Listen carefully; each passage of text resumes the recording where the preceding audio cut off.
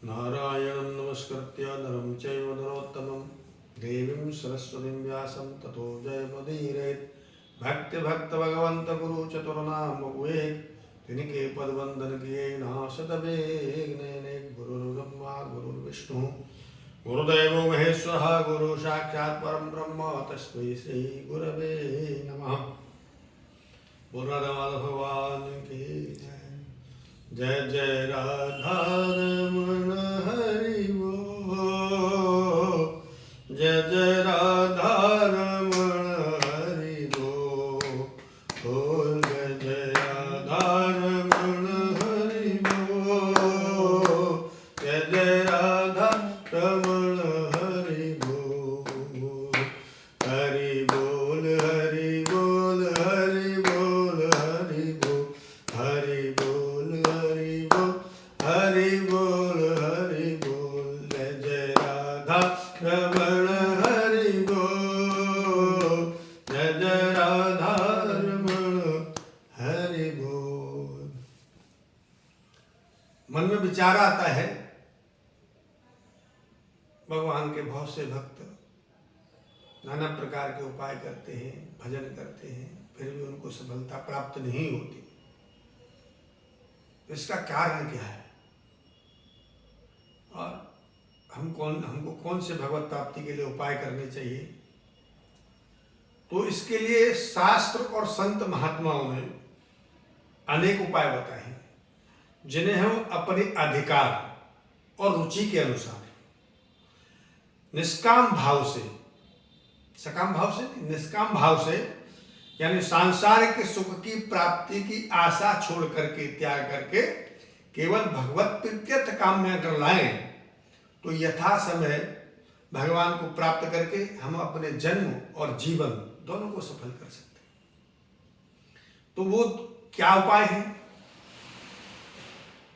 तो सबसे बड़ी बात है कि धर्म ही एक ऐसा संबल है जिसके सहारे हम भगवत प्राप्ति के लिए आगे बढ़ सकते हैं। धर्म क्या है? जो हम अच्छी बातें हैं शास्त्रों में कही गई हैं, जिनसे हमारा उद्धार हो सकता है। धार्यते इति धर्म। जिन शास्त्रोक्त अच्छी बातों को हम धारण करते हैं वही धर्म है। उसके 10 लक्षण। तो धृते क्षमा दमोस्तेयम शौचमिंद्रिय निग्रह धीर विद्या सत्यम क्रोधो दशकम धर्म लक्षण। धृति, क्षमा, सम, शौच, दम, विद्या, धी, अक्रोध, सत्य और अचोरी, ये धर्म के 10 लक्षण। धृति का मतलब क्या है? कि किसी भी प्रकार की परिस्थिति में अपने धैर्य को नहीं छोड़ना, क्योंकि जो धीरज को धारण किए रहता है उसी का धर्म बचता है और वही लौकिक और पारलौकिक सफलता को प्राप्त करता है। संतों ने भी कहा है, धीरज धर्म मित्र और नारी आपत काल पर किए चारी। तो इसको कहते हैं धृति यानी धैर्य। दूसरा है क्षमा। क्षमा क्या है? कि हमारे अंदर शक्ति और सामर्थ्य भी है, फिर भी हम अपनी बुराई करने वाले को, विरोध करने वाले के प्रति मन में अपने दंड देने की भावना नहीं लाते, उसे सुधारने की चेष्टा करते हैं। यही है क्षमा। समर्थ होने पर भी किसी को दंड नहीं देना, उसको सुधारने की चेष्टा करना। उसके बाद आता है दम। तो यहां पर इस श्लोक में दम का तात्पर्य है मन को शुद्ध करना, मन का दमन करना। क्योंकि शास्त्रों में कहा है कि मन एव मनुष्याणाम कारणम बंध मोक्ष हो। मन ही मनुष्यों के बंधन और मोक्ष का कारण है। और संत लोग कहते हैं कि मन के हारे हार है, मन के जीते जीत, और मन ही मिलावत राम सो मन ही करात भजित। मन के कहे न चालिए यह मन है यमदूत, और ले डूबे दरियाव में जाए हाथ सो छूट। इसलिए मन का निग्रह करना, मन को वश में करना। अस्तेय आता है इसके बाद, अस्तेय यानी मन और वाणी शरीर से किसी प्रकार की चोरी नहीं करना, मन से भी सोचना है कि हम इसकी वस्तु उठा लें। वाणी से मन विचार नहीं करना, शरीर से नहीं करना, इसको कहते हैं अस्तेय। अब आता है शौच। शौच यानी पवित्रता, शुद्धता। बाहर और भीतर की शुद्धि को कहते हैं शौच। सत्यता पूर्वक शुद्ध व्यापार से द्रव्य की शुद्धि होती है। उसके अन्न से आहार की शुद्धि होती है। को संत लोग कहते हैं जैसा खाएंगे अन्न वैसा बनेगा मन। आहार की शुद्धि होती है। और यथा योग्य बर्ताव से, व्यवहार से आचरण की शुद्धि होती है। एवं जल एवं मिट्टी आदि से शरीर की शुद्धि होती है। इसको कहते हैं बाहर की शुद्धता। राग, द्वेष, दंभ, कपट तथा बैर, अभिमान इत्यादि जो हमारे अंदर द्वेष है, इन विकारों का नाश होकर के अंतःकरण का स्वच्छ हो जाना ही भीतर की शुद्धि है। क्योंकि जितने भी हम उपवास करते हैं, भजन करते हैं, दुनियादारी ये सब चीज करते हैं, कीर्तन करते हैं, ये अंतःकरण की शुद्धि के लिए ही करते हैं। जब तक अंतःकरण शुद्ध नहीं होगा तब तक भगवान की प्राप्ति नहीं हो सकती। हाँ, क्योंकि सुंदरकांड में भगवान ने कहा क्या, निर्मल मन जन सो मोहि पावा, मोहि कपट छल छिद्र न आवा, जो पे दुष्ट हृदय कोई होई, मोरे सन मुख आव की सोई। अब इसके आगे चलते इंद्रिय निग्रह। इंद्रियां जो हमारे रूप, रस, गंध, स्पर्श इत्यादि का हमको आभास कराती हैं, इन इंद्रियों के रूप रस विषयों को से हटा करके कल्याणकारी कार्यों में लगाना। ये हो गया इंद्रिय निग्रह। उसके बाद आती धी। धी का मतलब है बुद्धि। सात्विक की श्रेष्ठ बुद्धि जो सत्संग एवं सत्शास्त्रों के अध्ययन, भगवत भजन और आत्मचिंतन से उत्पन्न होती है। यथार्थ ज्ञान उससे उत्पन्न होता है। ऐसी बुद्धि का विकास करना। उसके बाद आता है विद्या। विद्या कैसी विद्या?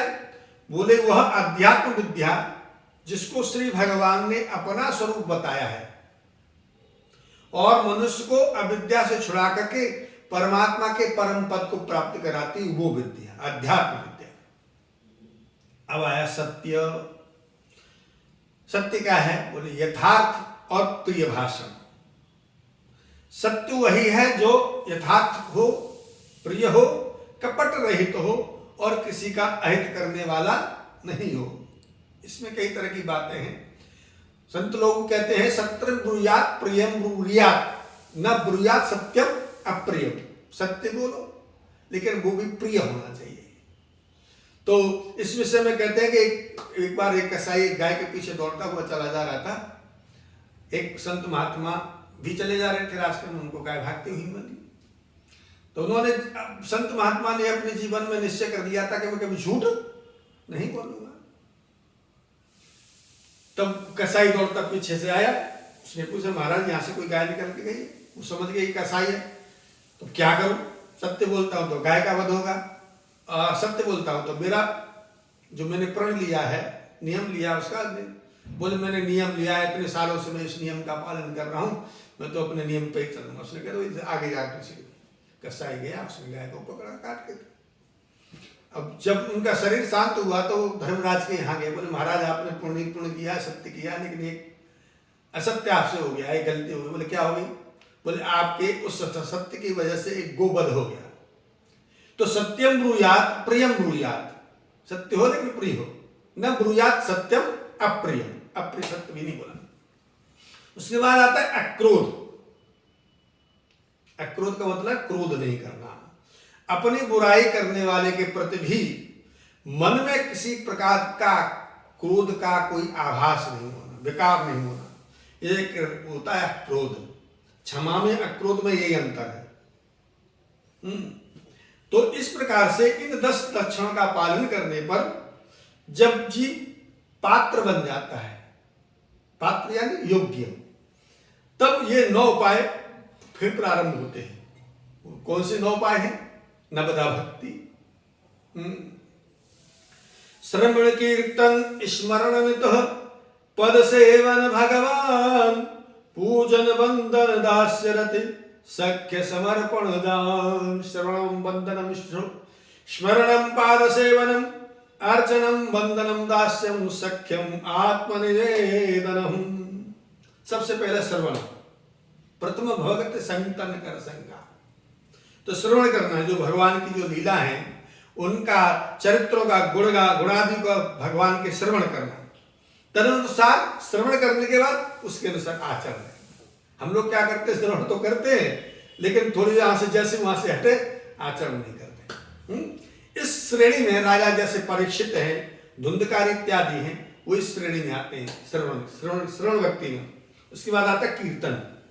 कीर्तन बोले कीर्तन भगवान के जो गुण हैं, लीला है, उनका कीर्तन करना, भगवान का चिंतन करते हुए कीर्तन करना।